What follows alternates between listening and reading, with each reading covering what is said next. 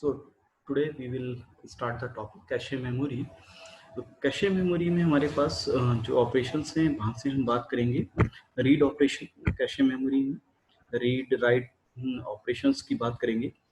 तो इन read operations आप जानते हैं कि रीड ऑपरेशन में क्या होगा, when CPU search a particular block, so CPU कहाँ जाएगा, पहले कैशे मेमोरी में।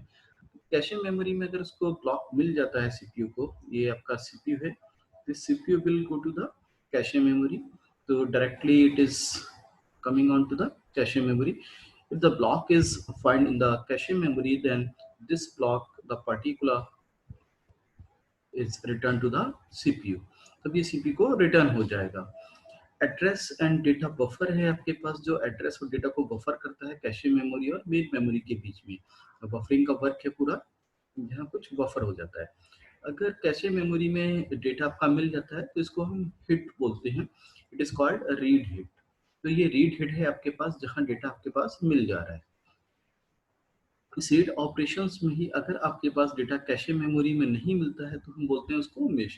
तो यहाँ है रीड मिस, मिस हो गया डेटा, तो उस केस में क्या होगा, आपके पास जो एड्रेस बस के थ्रू आपके पास जो एड्रेस को सर्च कर रहे हैं आप, वो कैशे मेमोरी में सर्च करेंगे। कैशे मेमोरी में नहीं मिलेगा तो आप कहाँ सर्च करेंगे, मेन मेमोरी में सर्च करेंगे। मेन मेमोरी में वो ब्लॉक मिल जाएगा तो मेन मेमोरी से that block will return to the आपके पास सीपीयू को रिटर्न होगा, as well as cache memory को भी रिटर्न होगा, ताकि कैशे मेमोरी में भी वो ब्लॉक स्टोर हो जाएगा आपके पास।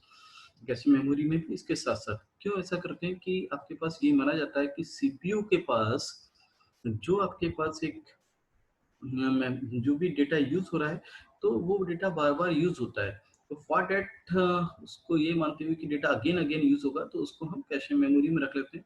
The size of the cache memory is smaller than the main memory, उससे स्मॉल भी है, और इसमें जो हार्डवेयर जो डिजाइन किया गया है, डिजाइनिंग के अकॉर्डिंग भी ये आपके पास कॉस्टली है, और ये फास्ट है comparison to the main memory. तो बार बार अगेन एंड अगेन उसको सीपीयू के पास, सीपीयू को नहीं जाना होगा मेन मेमोरी में, उसको आना होगा कैशे मेमोरी में, और कैशे मेमोरी में उसको ये सर्च कर लेगा। नेक्स्ट है cache write operation. Cache write operation है, बफर इनेबल कर दिया आपने।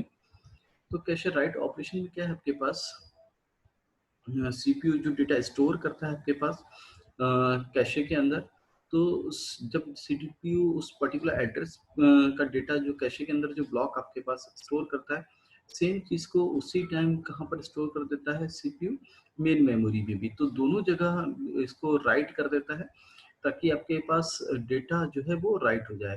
It is called right hit. Right miss का मतलब है सीपीयू डायरेक्ट आपके पास कैश में कोई वर्क नहीं करता है, सीपीयू डायरेक्ट आपके पास कहाँ लिखता है, मेन मेमोरी में। मेन मेमोरी में अपडेट करता है, तो मेन मेमोरी में ही अपडेट होता है डेटा सीपीयू के थ्रू उस एड्रेस पर, पर्टिकुलर एड्रेस पर।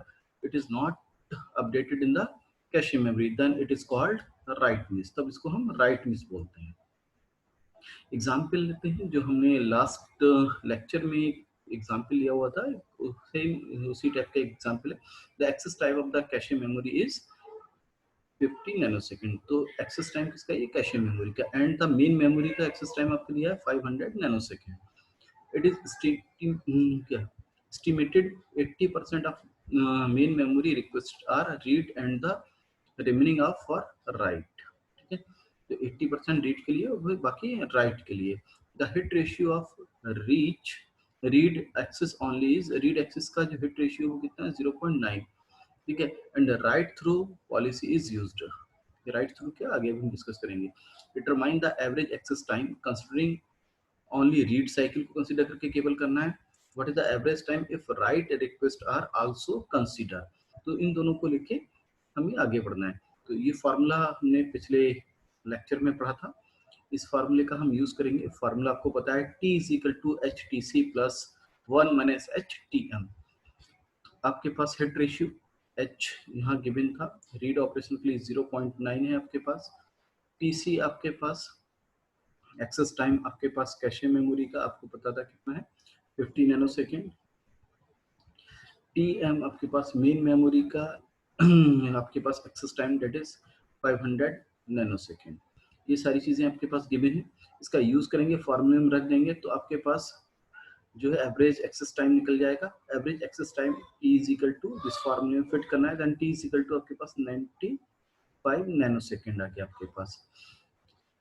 टी रीड राइट ऑपरेशंस के लिए निकालना है, तो रीड प्रोबेबिलिटी इनटू, अगर रीड के लिए निकालना है read probability into T read plus 1 minus read probability into T write. तो आपके पास रीड रिक्वेस्ट प्रोबेबिलिटी आपके पास कितना है, रीड रिक्वेस्ट है 80%, इसकी प्रोबेबिलिटी मीन 0.8 हो गया।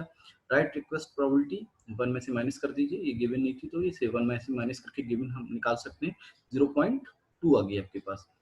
अब रीड आपके पास टोटल रीड निकाले हम, जो हमारे पास रीड का एक्सेस टाइम वो कितना होगा, टी रीड आपके पास 95 नैनो सेकेंड आपने निकाल लिया है। अब टी राइट आपके पास है, because both memories are updated at the same time, ये कह रहा है ना राइट थ्रू है आपके पास। राइट थ्रू का मतलब है कि दोनों मेमोरी को एक साथ अपडेट करना। जो राइट आपके पास मेन मेमोरी में हो रहा है, सेम चीज को आप कैशे मेमोरी में भी राइट कर रहे हैं।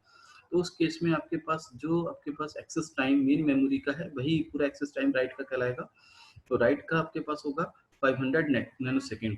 जो टी रीड राइट आपने निकाला इस फार्मूले में, जो ये फार्मूला गिवन था इस फार्मूले में रखें, तो 0.8 ये प्रोबेबिलिटी आपके पास रेट की प्रोबेबिलिटी होगी, 95 आपके पास रेट का टाइम हो गया, 0.2 आपके पास 1 माइनस 0.8 करा आपने रीड प्रोबेबिलिटी, तो ये आ गया, और टी राइट आपके पास दिस बना गया। ये पूरा फार्मूला आपने यूज कर लिया है। इस फार्मूले में ये वैल्यूज रख दी, T read probability 0.8 into T read आपके पास 95 nanosecond, 1 minus read probability 1 minus 0.8 आपके पास 0.2 बचा है, और राइट टाइम आपके पास 500। So in this way it is equal to 176 nanosecond. Cache performance की बात करें, cache read and write policies हैं आपके पास। तो कैश रीड कैसे होता है और कैश में राइट की पॉलिसीज क्या है, पॉलिसी। तो data in the cache memory, data in the cache memory है तो फॉरवर्ड हो जाएगा वो सीधा सीधा सीपीयू को, आपको कुछ नहीं करना है। Data is not in the cache memory, में डेटा नहीं है आपके पास, तो इसमें लोड थ्रो ऑपरेशन लगेगा। लोड थ्रो ऑपरेशन में क्या होगा, forward the word as cache line is filled, ठीक है, forward the word as cache line is filled. तो आपके पास पहले कहाँ लेके आएंगे, आप कैश में लेके आएंगे और उसके बाद में उसको फॉरवर्ड करेंगे सीपीयू के पास में, फिर cache and then word for, sorry उल्टा हो गया। इस बारे में क्या होगा, दोनों में लोड थ्रू में दोनों में अपडेट होगा कि डेटा आपके पास रीड करने के लिए डेटा नहीं है, तो डेटा आपके पास जैसे ही आपके पास मेन मेमोरी है, मेन मेमोरी से और सीपीयू में, ये सीपीयू है आपके पास और ये आपके पास कैशे है, ये आपके पास मेन मेमोरी है, मेन मेमोरी कैशे, तो मेन मेमोरी से सीपीयू में भी जाएगा और मेन मेमोरी से कैशे में भी जाएगा। तो ये लोड थ्रू हो गया, एक साथ दोनों में सप्लाई होता है आपके पास। या फिर सेकंड मेथड हम इसमें सिंपल ये लगा सकते हैं कि पहले मेन मेमोरी से कैशे मेमोरी में आए, सीपीयू होगी आपके पास, मेन मेमोरी होगी, कैशे मेमोरी होगी, CPU main memory cache memory, CPU से कैशे मेमोरी में और कैशे मेमोरी से, सॉरी मेन मेमोरी से कैशे मेमोरी में और कैशे मेमोरी से सीपीयू में चला जाए। तो ये सेकंड मेथड हो गया। राइट कैशे राइट में है data in the cache, data in the cache memory, तो राइट थ्रू है write back up to both cache and the main memory. Cache memory में भी डेटा रखना है और उसके साथ साथ डेटा आपको कहाँ रखना है, राइट थ्रू में मेन मेमोरी, तो एक साथ दोनों को अपडेट करेंगे। सीपीयू पैरेलली अपडेट करेगा, सेम चीज को सीपीयू मेन मेमोरी में भी लिखेगा और कैश मेमोरी में लिखेगा। और राइट बैक में क्या है, write data to the cache only determine main memory write unit block is finished. तो क्या होगा, अगर मेन मेमोरी में आपके पास जो डेटा है वो सबसे बाद में अपडेट होगा, इसमें क्या होगा, राइट बैक में कैशे मेमोरी क्या में केवल अपडेट करता रहता है सीपीयू, जब पूरा फाइनल ऑपरेशंस हो जाता है, पूरा फाइनल ऑपरेशन हो जाएगा, पूरा सीपीयू का वर्क खत्म हो जाएगा, तब आपके पास कैशे मेमोरी से वो मेन मेमोरी में राइट कर दिया जाएगा। Data is not in the cache, cache memory में नहीं है डेटा, मतलब नहीं लिखना है, तो write allocate bring into the one cache then updated, पहले कैश में लेके आए देन उसको अपडेट करें। और write no allocation update only main memory, केवल मेन मेमोरी में ही आप अपडेट कर दें। तो इसमें कैश की पूरी परफॉर्मेंस रीड और राइट ऑपरेशंस को हम कैसे करते हैं वो है।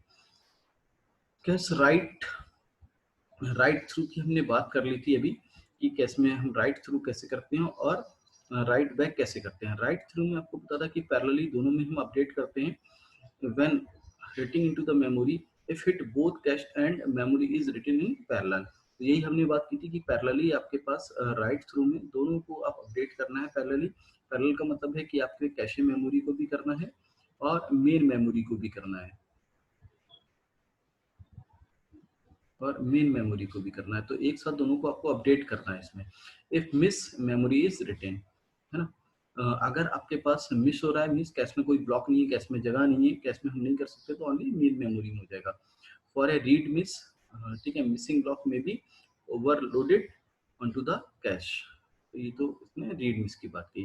Memory is always updated, important when CPU and DMA input output are both executing, ठीक है।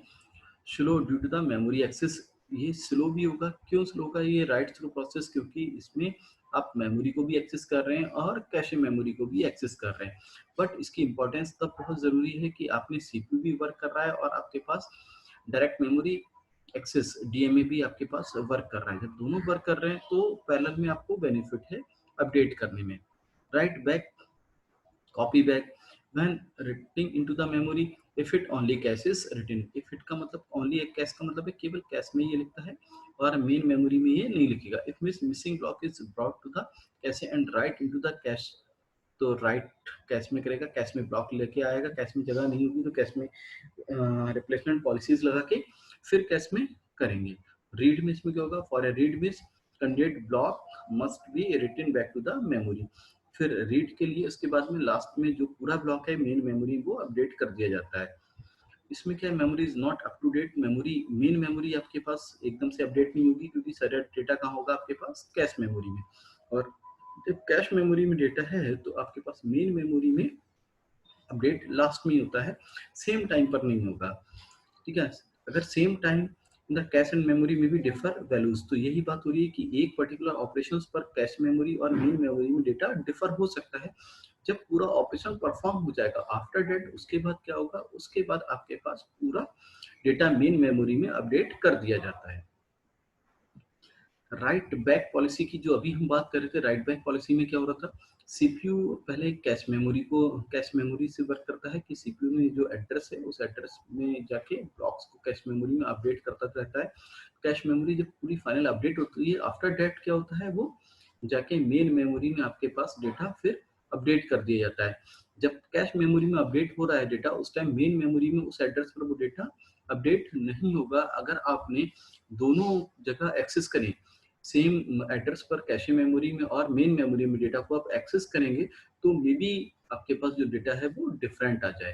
रीजन यही है कि पहले कैशे मेमोरी अपडेट की जाती है, आफ्टर डेट जब ये अपडेट कंप्लीट हो जाती है तो सीपीयू उस डेटा को मेन मेमोरी में भी सेम एड्रेस पर अपडेट कर देता है। Thank you for watching this lecture.